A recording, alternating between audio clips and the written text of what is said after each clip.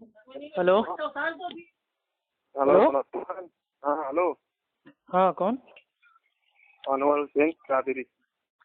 एक मिनट एक मिनट जा भाई, मैं हेलो। ऑफिस के बाहर, एक मिनट भाई ऑफिस के बाहर आ जाऊँ। हाँ कौन बोल रहा है? अनवर हुसैन कादरी। हाँ अनवर हुसैन कादरी, मुनाजिरे इस्लाम, नन्हे सेल्फी। अरे अबे बेवकूफी, तुम कहाँ पे था इतना दे देर? दे यार, नंबर हाँ? तुम्हारा हमने असल में मार दिया था ब्लॉक। अरे अंग्रेजों के अभी मेरा फोन फॉर्मेट हुआ है ना, हो सकता है वो हट गया ब्लॉकिंग से। और बेटा क्या हाल है? अरे तो आज चल छोड़ अपना, बता तू हरामखोर किधर था तू? मतलब यार हम सोचे थे अब तक तुम अच्छे हो गए होगे, सुधर गए होगे, लेकिन यार तुम कल अरे भी साले बदतमीज से आज भी बदतमीज। तुम लोग तो सुधरो साले, हम लोग को तुम सुधारने चले हो। हाँ? अच्छा ये बताओ तुम हो कौन? पहले अपना असली नाम बता के बात करो। अनवर हुसैन कादरी हो या नैने सेल्फी हो? अनवर हुसैन कादरी। तो ये नन्हे कौन है? मेरे को क्या पता है कौन है? यार तो भाई मैंने तुम्हारी ऑडियो सुनी है, तुम बात कर रहे थे किसी अपने जमात के भाई से, तो तुमको वो मतलब हड़का रहा था, गरिया रहा था। अबे मतलब तुम्हारी जमात वाले तुमको नहीं छोड़ते हैं? छोड़ो वो सब बात, छोड़ो। तुम लोग अंग्रेजों के पैदावार हो, तुम लोग अंग्रेजों के जमाने से आए हो, उन्हीं के दौर के पैदावार हो तुम लोग। अरे भाई ये सब क्या मुगालतेबाजी वाली बात करते हो? कोई इल्मी बात करना हुआ करे तो फोन किया करो भाई। अप्पू खान बरेलवियों का दूल्हा भाई। इल्मी बात करने का तुम लोग का औकात हैसियत है? अबे तो हरामखोर तुम लोग, हराम अरे तो खाते खाते तुम लोग अरे का। भाई आराम से, ठंडे हो जाइए आप, इतना मतलब गर्मा गर्म क्यों हो जाते हैं? ठंडे तुम लोग के बात ही का ऐसा होता है। नहीं अंग्रेज की औलाद चलिए ठीक है, एक मिनट पहले मेरी बात सुनो तो, कोई इत्मीनान से बात करो यार। कितने दिन बाद फोन किए हो, सुकून से बात करो। कोई ऐसा नहीं है। क्या फायदा अभी दुम पे तुम्हारी पैर मार दे, तुम फड़फड़ाने लगो, है ना? साले तू फड़फड़ाएगा, तू फड़फड़ाएगा। चलो अभी पता चल जाएगा। देखिए अंग्रेज के दौर में अंग्रेज की औलाद, चलिए देखो पहली चीज तो ये है, क्या सबसे पहली चीज तो ये है कि अहले हदीस भाई अंग्रेज के दौर में आए हैं, या जो ये बरेलवी देवबंदी कादियानी है ये अंग्रेज के दौर में? अंग्रेज के दौर में।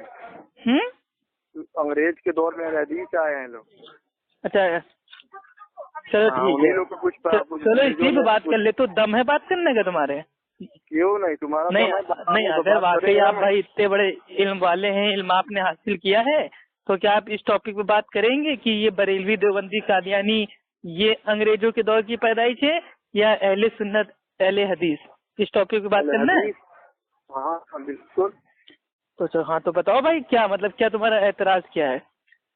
कौन अंग्रेज की औलाद है, कौन अंग्रेज के दौर में आया? तुम लोग हो, उसमें कहने की बात क्या, सारी दुनिया जानती है।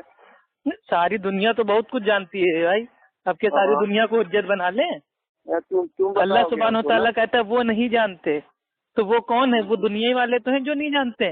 यानी कि जो हक बात होती है भाई, वो दुनिया वाले थोड़ी ना जानते हैं, वो तो अल्लाह और अल्लाह के रसूल जानते हैं। जो उन्होंने बता दिया वो हमको मानना है, वही हक है। पहले बात सुनो, सारी दुनिया जानती है कि कुछ हिंदुस्तान मतलब कुछ दुनिया में अंग्रेजों ने आए और हदीसों को कुछ दुनिया में पैदावार किए, मतलब उन लोग का कुछ ऐसा पैदावार। अबे चुप है भाई, बोल बच्चन बनकर सुन मेरी बात, ठीक? पहली चीज तो अंग्रेज की औलाद होना क्या मेरे भाई दीन इस्लाम में हराम है? अगर कोई अमेरिका का, लंदन का अगर कोई अंग्रेज है, इंग्लिश बोलने वाला है, अगर उसकी कोई औलाद पैदा होती है और अकीदा उसका तौहीद का है, नमाजी है, कुरान को पढ़ता है, अल्लाह के नबी की भाई वो तालीम पे अमल करता है, तो क्या मेरे भाई क्या वो हराम हो जाएगा? तो ये अंग्रेज की औलाद होना क्या मेरे भाई हराम है दीन में? पहले तो तुम इसको बताओ, अंग्रेजों के दौर में कौन आया वो तो बात का बात है, अंग्रेज की औलाद होना क्या हराम है? तुम लोग आए ना। अरे वो कौन आया वो बात का बात है ना। तुमने कहा ना अंग्रेजों की पैदावार, अंग्रेजों की औलाद, तो क्या अंग्रेज की औलाद होना क्या मेरे भाई हराम है, गुनाह है, क्या है ये? नहीं मतलब अंग्रेज के बच्चे जन्नत में नहीं जाएंगे? तुम लोग तो उसका एजेंट हो ना, इस वजह से हम लोग का एतराज है। अरे तुम खाली बोल बच्चन देते जो बस, आता ना जाता चुनाव चिन्ह चाहता। एक मिनट सुनो, बात सुनो। एतराज इस बात का है हमको, हमारा तुम अंग्रेज की औलाद है, इस बात की एतराज नहीं है। एतराज इस बात के तुम उस दौर के पैदवार हो। हाँ, और ये सब तुम गुमराही फैला रहे हो, कितना फसाद फैला रहे हो। अरे यार कितना फसाद तो मेरे भाई तुम फैला रहे हो। तुमने दावा किया, दलील तो दो। क्या चीज का दलील दो? अरे कि अंग्रेजों के दौर में आए हम लोग। बिल्कुल आए हो। नहीं कि तुम्हारे मुंह की बात मान लेंगे। सारी दुनिया जानती है, हमारी सारी दुनिया जानती है। हेलो, हाँ बोलो। हाँ बताओ बेटा, क्या परेशानी? बाप तो बेटा बोल रहा है साले। अच्छा, तुम बाप बन गए? हाँ, वो बाप तो बेटा बोल रहा है। यार दूल्हा भाई हमें बरेलवियों के, और तुम अब मेरे भाई जबरदस्ती मतलब दूल्हा भाई से कयास करके अब बाप पे जा रहे हो। चलो वो इल्मी बात करेगा। इल्मी बात तुमसे? इल्म तो हासिल कर लो पहले। तू चल, तू बता। तू बिल्कुल तू अंग्रेज के पैदावार नहीं है। तो ये कोई सवाल है घटिया सा? ये कोई सवाल है? तो फिर कौन सा सवाल है ये? नहीं, अंग्रेज की पैदावार, चलो फॉर एग्जाम्पल मान लिया कि कोई इंसान है वो अंग्रेज की पैदावार है, अंग्रेज ने उसको पैदा किया है, ठीक। हाँ। तो क्या अंग्रेज की औलाद होना क्या मेरे भाई गुनाह है, हराम है? या अंग्रेज की औलाद जाएगी नहीं जन्नत में? अंग्रेज की औलाद होना, अंग्रेज की औलाद है ना, इस बात का एतराज नहीं है। एतराज इस बात का है कि तुम लोग को अंग्रेजों ने कुछ पैसे दिए, कितना फसाद फैला रहे हो तुम लोग। हाँ, अब मेन मुद्दा आया। तो ये कहो ना कि अंग्रेज का मेरे भाई गुलाम कौन था, तलवे चाटने वाला कौन था, अंग्रेज का पिल्ला कौन था, ये टॉपिक बनाओ ना। नहीं, वो तो आला हजरत है भाई। आला हजरत है कि नहीं अंग्रेजों की एजेंट? नहीं, बिल्कुल नहीं है वो। लो मेरे भाई, अजीब बात भाई। आला हजरत का फतवा है कि अंग्रेजों के खिलाफ, ठीक है, अंग्रेजों के खिलाफ जिहाद करना हराम है। तो अब बताओ, आला हजरत तो तुम्हारा अंग्रेजों का एजेंट था, अंग्रेजों के खिलाफ कोई भी मेरे भाई जिहाद करने को, संघर्ष करने को उसने हराम कर दिया है। यानी कि अंग्रेज अगर भारत पे कब्जा कर ले और चाहे तो मेरे भाई हम लोग को गुलाम बना ले, लेकिन तब भी आला हजरत ने बिल्कुल अंग्रेजों के लिए एकदम वफादारी को भाई मतलब देखा, और वो अंग्रेजों का भेजा हुआ एजेंट था। तो उसने भाई जो भी सुन्नी थे उनमें मेरे भाई फितना लाने के लिए कह दिया कि अंग्रेजों के खिलाफ जिहाद करना हराम है।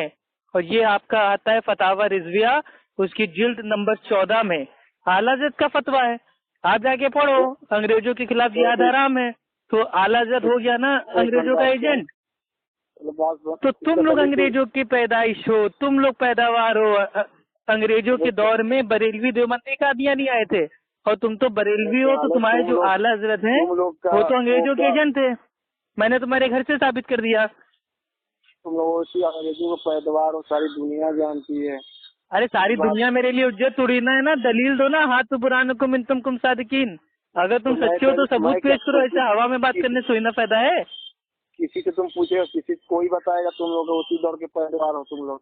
भैया फिर वही चीज, अहले हदीस सबसे हैं जब से अल्लाह के नबी की हदीस मौजूद है, और जब से अल्लाह के नबी की हदीस मौजूद है तब से हदीसों को मानने वाले मौजूद हैं। और जो हदीसों को मानता है उनको ही उर्फ आम में अहले हदीस कहते हैं। और अगर अंग्रेजों के दौर में अगर हम लोग आते तो आपके पुराने पीरों के पीर, जिनको आप लोग मतलब गौसे आजम कहते हैं, उन्होंने शेख अब्दुल कादिर जिलानी रहीमुल्लाह ने अपनी किताब गुनियतुत तालिबीन की जिल्द नंबर 1 सफा नंबर 166 में पहले बता दिया कि आज के दौर में अहले सुन्नत का एक ही नाम है, वो है अहले हदीस, असाबुल हदीस। अंग्रेजों के दौर से पहले उन्होंने बता दिया। तो अगर अंग्रेजों के दौर के बाद अहले हदीस आए हैं तो पहले की जो मेरे भाई किताबें हैं उनमें अहले हदीस, असाबुल हदीस, अहले सुन्नत, अहले हक, अहले तौहीद, इनका नाम कहाँ से आ गया?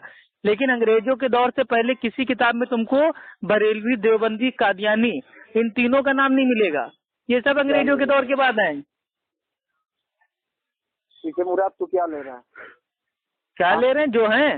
हाँ हाँ, अल्लाह के नबी ने फरमाया जामे तिरमिजी की हदीस है किताबुल फितर में कि एक गिरोह हमेशा हक पे रहेगा, अल्लाह की तरफ से उसके ऊपर मदद आती रहेगी, और कोई दुश्मन उसको नुकसान कभी नहीं पहुंचा पाएगा। और इमाम तिरमिजी रहमुल्लाह इस हदीस को नकल करने के बाद फरमाते हैं कि इस गिरोह से मुराद अगर अहले हदीस नहीं है तो मैं नहीं जानता कौन है। यानी कि अल्हम्दुलिल्लाह एक गिरोह हमेशा हक पे रहेगा, यानी कि अल्लाह के नबी के दौर से लेके कयामत तक हमेशा। ये बरेलवी ये तो आला हज़रत के पैदा होने से पहले इस पूरी कायनात में थे ही नहीं। ये देवबंदी अशरफ अली थानवी के आने से पहले थे ही नहीं। ये कादियानी ये भाई ये क्या बोलते हैं मिर्जा गुलाम अहमद कादियानी के आने से पहले थे ही नहीं। लेकिन अहले हदीस वो हमेशा हक पे हैं, अल्लाह के नबी के दौर से ता कयामत तक रहेंगे। कौन बोल रहा है? अल्लाह के नबी बोल रहे हैं, जिसके तुम आशिक होने का झूठा दावा करते हो। मुराद तू अपने आप को लेगा? नहीं, अपने आप को नहीं लेंगे, अहले हदीस को लेंगे। अगर मैं भाई अल्लाह और अल्लाह के नबी के फरमान पर अमल कर रहा हूँ तो मैं भी अहले हदीस हूँ, अल्हम्दुलिल्लाह मैं भी हक पे हूँ। और अगर मैं खाली अहले हदीस का लेबल लगा के मैं अपनी अकल से काम कर रहा हूँ तो मैं अहले हदीस नहीं हूँ, मैं हक जमात नहीं हूँ। ये तो सिंपल हदीस है बिल्कुल। अरे कोई कुछ भी कहे उससे हमको कोई फर्क नहीं। चलो बेटा, तुम्हारा बैंड बज गया। तुम्हारे अहमद रजा का फतवा मैंने तुमको तुम्हारे घर से बता दिया कि आला हजरत का फतवा है फतावा रिजविया में कि अंग्रेजों के खिलाफ जिहाद करना हराम है। तो उन्होंने ये फतवा देके ये साबित कर दिया कि वो अंग्रेजों के पैरोकार थे। और उनका जो कॉल है ना अनवारे रजा सफा नंबर 238 पे, मैं भी कुत्ता हूँ, मेरे बच्चे भी आला किस्म के कुत्ते हैं। और सुन लो, आला हजरत फरमाते हैं भाई, वो उनकी जो मेरे भाई किताब है मलफूजात आला हजरत और जो मसलक की मेरे भाई किताबें हदायत के बख्शिश, इनमें आता है कोई क्यों पूछे तेरी बात रजा तुझसे कुत्ते हजार फिरते हैं। तो बरेलवी लोग कहते हैं नहीं नहीं नहीं, वो इंसानी कुत्ता थे, यानी कि कुत्ते की मिसाल थे। क्यों? क्योंकि कुत्ता जो होता है वफादार होता है।